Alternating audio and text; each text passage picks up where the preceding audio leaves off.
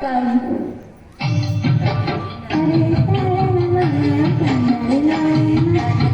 तुम्हें पता है ये धुन कहाँ की है? ये तो केरल की धुन है। तो चलो सुनाते हैं केरल की एक छोटे से गांव की कहानी। चलो आते हैं केरल के गांव में। केरल के एक छोटे से गांव में एक संपन्न जमींदार का घर हुआ करता था। आलीशान मकान तथा सभी सुख सुविधाएं उपलब्ध थी। रामन नाम का एक चतुर मुंशी रहता था। वो दोनों साथ मिलकर काम की मुआयना करके आते हैं। उसे हिसाब लगा रहा होता है 114, 115, 116, 117। तभी जमींदार देखता है कि गोदाम पूरी तरीके से चावल की बोरियों से नहीं भरा और मुंशी से कहता है, अयो रामन, हमारे पास थोड़ा और जगह है। काश हमारे पास थोड़ा और चावल की बोरी होती तो अच्छा होता है, और मंगवा लीजिए। ठीक है सरकार। फिर वो दोनों नारियल के बगीचे में जाते हैं और देखते हैं एक नारियल के पेड़ में केवल 4 ही नारियल है। फिर वो मुंशी से कहता है, अयो रामन, ये नारियल का पेड़ पहले 6 नारियल देता था, अब सिर्फ 4 देता है। काश ये नारियल का पेड़ थोड़ा और नारियल देता। फिर वो दोनों मुर्गियों का मुआयना करने जाते हैं और देखते हैं मुर्गियां कम अंडे दे रही है। फिर वो मुंशी से कहता है, पता नहीं मुर्गियों को क्या हो गया है, 15 दिन से करना और ज्यादा दे भी नहीं पा रही है। काश हमारे पास थोड़ी और मुर्गियां होती। फिर वो दोनों गायों को गिनने जाते हैं। तब देखते हैं गायें कम दूध दे रही है। फिर वो मुंशी से कहता है, रामन, काश हमारे पास थोड़ा और गाय होती तो रोजाना हमारे पास 100 लीटर दूध भी होता। फिर वो दोनों वापस जा रहे होते हैं। तब देखते हैं एक गरीब आदमी नारियल के पेड़ में चढ़ के एक नारियल तोड़ रहा है। वह नारियल से नीचे उतरकर अपने बच्चे के साथ खेलने लग जाता है।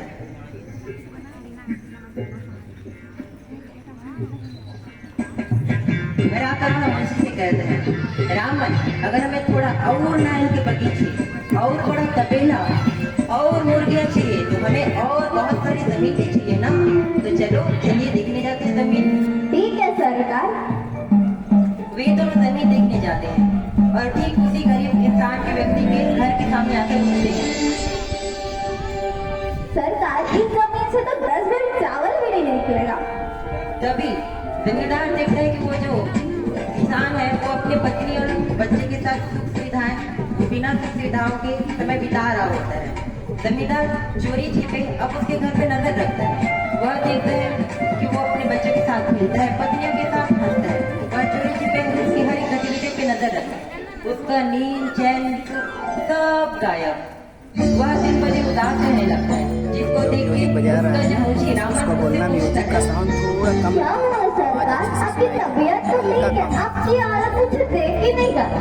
अयो रामन, मेरे पास इतनी सारी जमीन, इतने नारियल के पेड़, इतनी मुर्गियां हैं, उसके पास कुछ भी नहीं है। फिर वो इतना खुश क्यों है और मैं इतना दुखी क्यों हूँ? रामन क्यों हूँ? सरकार, इसके 2 कारण है। क्या? पहला, वो गरीब आदमी कि आप 99 का नंबर नहीं है, और दूसरा कि आप मेंबर हो। मैं कुछ समझा नहीं। मतलब ये सरकार, आप एक पोटली में 99 गोल्ड कॉइन लेकर चोरी चुका उसके घर में रख के आता।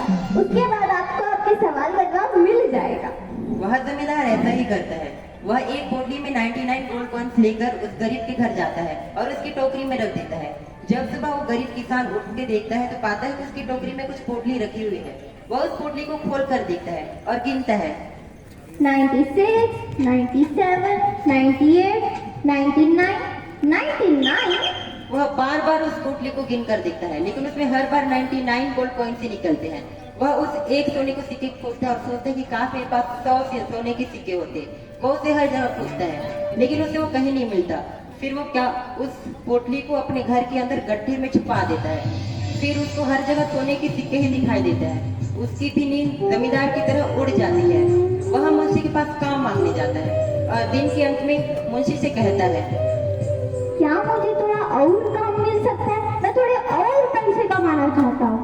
वह खेतों में काम करता है। सारा दिन मेहनत करने के बाद जब अपनी पत्नी और बच्चों के पास आता है तब उसकी पत्नी उससे कहती है, लास्ट में ये चप्पल पुरानी हो गई है, क्या मुझे नई चप्पल दिला दोगे?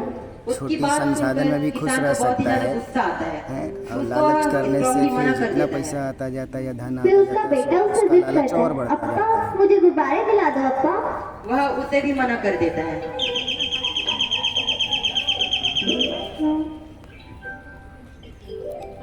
उसके बाद वो अगले दिन फिर मुंशी के पास जाता है और काम मांगने के लिए। मुंशी उससे टोकरी बुनने का काम दे देता है।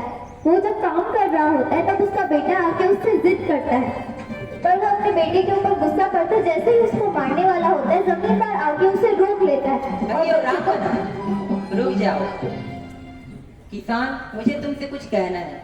वो 99 गोल्ड कॉइन्स मैंने ही रखवाए थे। दरअसल मुझे मेरा जवाब मिल चुका है।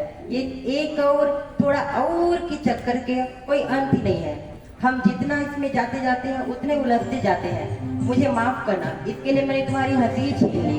इसकी कोई जरूरत नहीं। अच्छा हुआ ये सबक मैंने पहले ही सीख लिया। दोनों अपना अपने सारा घर धन लेकर पाठशाला को दान कर देते हैं और एक और के चक्कर से मुक्त हो जाते हैं।